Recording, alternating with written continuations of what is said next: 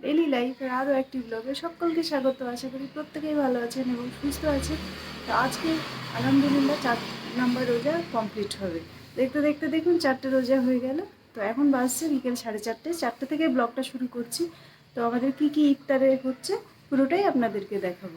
তো চলুন, এখন তো এই বিকেলবেলাটা একটু কাজ মানে হচ্ছে কাজের চাপটা বেশি থাকে, তো একটু কাজ টাজগুলো করে নিই আর তার সঙ্গে আপনাদেরকে ব্যালকনি থেকে বাইরেকার ভিউটা দেখিয়ে দিই। এই যে আমাদের ব্যালকনি থেকে বাইরের ভিউ দেখেছেন কি সুন্দর, ছাগল চড়ে বেড়াচ্ছে। আর এই যে এটা একটা রাস্তা, এই রাস্তা দিয়ে সব সময় গাড়ি ঘোড়া চলে, তো তার জন্য আমরা ঘুমাতে পারি না রাত্রিবেলায়। তো ভিউটা একটু দেখিয়ে দিলাম ছোট্ট করে। প্রচুর ধুলো, ব্যালকনিতে প্রচুর ধুলো, পা রাখা যায় না। এই দেখুন, মানে চটি ছাড়া তো বেরোনোই দুষ্কর হয়ে যায়, এত ধুলো। আর রাস্তার উপরে বাড়ি, খোলা ব্যালকনি, ধুলো তো একদম মাথা খারাপ হয়ে যায়।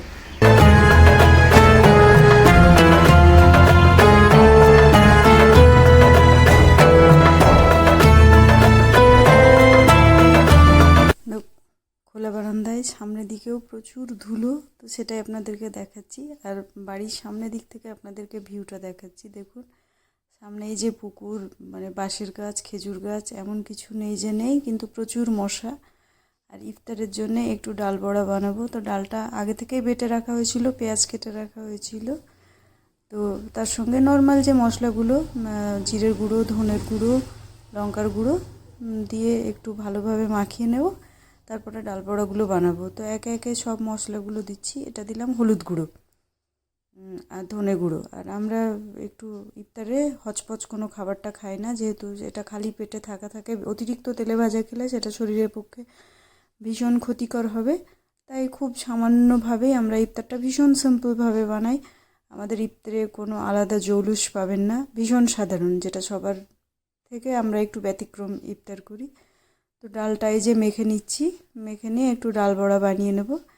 তবুও এটা সবাই খাবে না, আমি আর আমার শাশুড়ি মা আর এই যে আমাদের পুচকিটা, সে খাবে। তো ডাল বড়াগুলো একে একে ভেজে নিই, একে একে বলতে কয়েকটাই হবে, হয়তো 10-12টা।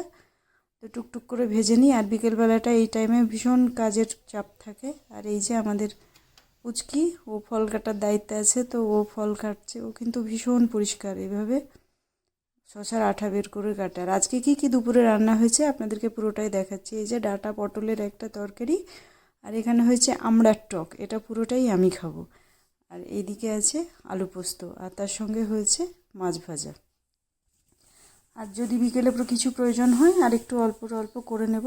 তো এই যে ডাল বড়াগুলো ভাজা হয়ে গেছে, তো আপনাদেরকে দেখালাম। ভাজার সঙ্গে সঙ্গে একটা হটপটে ভরে রেখে দিয়েছি একে, যাতে ঠান্ডা না হয়ে যায়। আর যেগুলো এই যে ডাল চাল ভেজা, খুরমা, কাজু, কিশমিশ, এগুলো সবই আমাদের একটু একটু করে লাগে। আর এই যে ডাল পুরিটা দেখছেন, এটা কিন্তু কেনা, কেউ যদি খায় তো এক একটা খাওয়া হবে। এখানে প্রচুর এইসব বিক্রি হয় ঘরে। আর কি কি ফল সেগুলো আপনাদেরকে দেখাচ্ছি। এই যে তরমুজ, মানে আর এই যে ফলগুলো দেখছেন, শসা, আপেল, খেজুর, কলা, তার সঙ্গে একটা মাছিও ফ্রি। আর এই যে তরমুজ কাটা হয়েছে। আর এইগুলো আরও একবার দেখিয়ে দিলাম। চালটা